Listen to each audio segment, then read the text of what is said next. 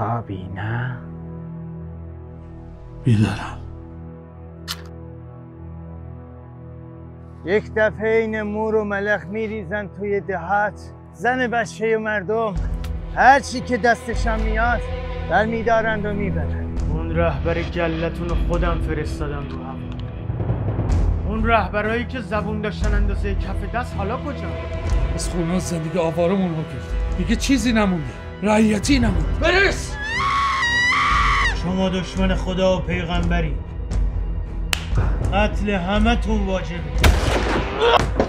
قسم خوردید دیگه همه امان داره. دلامت چرا مردم بی خودی الکی گیری؟